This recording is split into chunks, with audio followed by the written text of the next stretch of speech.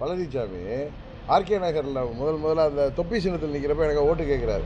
பொதுவாக ஓட்டு கேட்குறப்ப என்ன சொல்லி கேட்பாங்க? இவர் நல்லவர், வல்லவர், அம்மாவின் தொகுதியில் போட்டிடுறாரு, அம்மா விட்டு சென்ற திட்டங்களை நிறைவேற்றுவதற்கு அவருக்கு வாக்களிக்கன்னு கேட்பாங்க. அதையெல்லாம் தாண்டி ஒன்று சொல்லியிருக்காரு. அவர் ஸ்டைலில் நம்ம இந்த இதை காப்போம் போடுங்க. அவர் ஸ்டைலில் ஒன்று சொல்லியிருக்காரு. என்னன்னா என்ன சொல்லியிருக்காருன்னா, அம்மா அவர்கள் பாருங்க, இதுக்கு என்ன அர்த்தம் நீங்க சொன்னீங்கன்னா எனக்கு கொஞ்சம் நல்லா இருக்கும். நீங்க ரொம்ப ஷார்ப்பா இருப்பீங்க, நீங்க சொல்லுங்க இதுக்கு என்ன அர்த்தம். புரட்சி தலைவி அம்மா அவர்கள் சட்டமன்றத்தை கூறியதை போல எனக்கு பின்னாலே 100 ஆண்டு காலம் அனைத்து இந்திய அண்ணா திராவிட முன்னேற்ற கழகம் ஆட்சியிலும் அதிகாரத்திலும் தொடரும் என்று குறிப்பிட்டார். அந்த செய்தியை நனவாக்கின்ற நேரம் இந்த நேரம். அம்மாவுடைய வாக்கு தேவ வாக்கு. அந்த தேவ வாக்கை இன்றைக்கு நாம் அத்தனை பேர் ஒருமித்த கருத்தோடு மதிப்புக்கும் மரியாதைக்கும் சொல்ல தெரியல. அம்மாவுக்கு நன்றி செலுத்துவேன். அதாவது அண்ணன் சந்திரன் இந்திரன்னு சொல்லுவாங்க எங்கள் கேண்டிடேட்டு. இது எதுக்கு? அதில் கூட தப்பாக சொல்கிறார். அம்மா அசம்பிளியில் சொன்னார், இன்னும் எத்தனை நூற்றாண்டுகள் ஆனாலும் எங்கள் ஆட்சி அதிகாரம் இருக்குன்னு சொன்னார். அதை கூட சரியாக புரிஞ்சிக்காமல் இன்னும் 100 ஆண்டுகளுக்கு எங்கள் ஆட்சி அதிகாரம் இருக்கும்.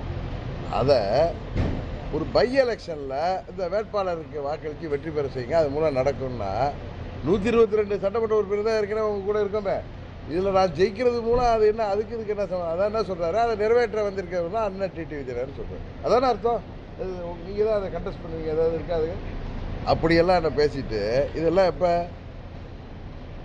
மார்ச் மாதம் ஃபைனலில் ஏப்ரல் 6ஆம் தேதி இவங்கெல்லாம் கொண்டு போய் ஊராக பணம் கொடுத்து மாட்டிக்கிட்டாங்கல்ல. ஒரு முன்னாள் அமைச்சர் வீட்டிலலாம் போய் ரைடு ஆகி இன்கம் டேக்ஸ் போய் அந்த எலெக்ஷன் நிறுத்திட்டாங்க. அவங்க மேலே தான் கேஸ் வந்துச்சு, கேண்டிடேட் என் மேலே வரல. ஏன்னா எனக்கு ஒன்றும் தெரியாது நடந்தது. அப்போ 6ஆம் தேதியோ 7ஆம் தேதியோ நிறுத்தினாங்க. ஏப்ரல் 14ஆம் தேதி அம்பேத்கர் பிறந்த தினம், தமிழ் வருட பிறப்பு அன்னைக்கு என்னோட பழனிசாமி உட்பட அந்த அமைச்சரவையில் உள்ள அத்தனை பேரும் மூத்த நிர்வாகிகள்லாம் என்னோட துணை பொதுச்செயலாளர் என்னோட அங்கே அம்பேத்கர் சிலைக்கு மாலையிட வந்தாங்க.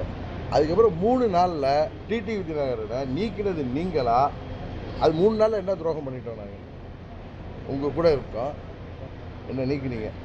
அப்போ என்னை நீக்கினதுனால கோபப்பட்ட எம்எல்ஏக்கள் 18 பேரில் பல பேர் போய் எதுக்கு புறப்பொதுச்செயலாளர் நீக்கிறீங்க அப்படின்னு கேட்டது. இல்லை மேலேருந்து நீங்கள் அவரை நீக்கலைன்னா, அவரை ஒதுக்கலைன்னா ரெட்டையில் கிடைக்காது. அப்போ ரெட்டையில் டிஸ்பியூட்லேருந்து நான் தொப்பிலெல்லாம் போட்டி போட்டேன்.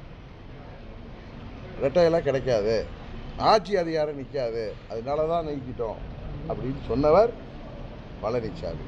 இப்போ நான் 18 பேரை பிடிச்சி வச்சுக்கிட்டேங்கிறீங்களே, ஆட்சி அதிகாரம் உங்கள் கையில் இருக்குது. அந்த 18 பேரும் உங்களுக்காக வாக்களித்த சட்டமன்ற உறுப்பினர் உங்களை பார்த்து எதுக்காக அவரை நீக்கியவர்கள் கேட்டுட்டு அவங்க 18 பேரும் நான் பிடிச்சி வைக்கல, எல்லாம் போய் கவர்னரை பார்த்து எங்களுக்கு பழனிசாமி மீது நம்பிக்கை இல்லை, வேறு முதல்வரை தேர்ந்தெடுக்க சட்டமன்றத்தை கூட்ட சொல்லி ஆணையிடுங்கன்னு சொல்லி தான் கொடுத்தாங்க. அவங்கள நான் பிடிச்சி வச்சுக்கிட்டேன். துரோகம் செய்த பழனிசாமி கரெக்டா.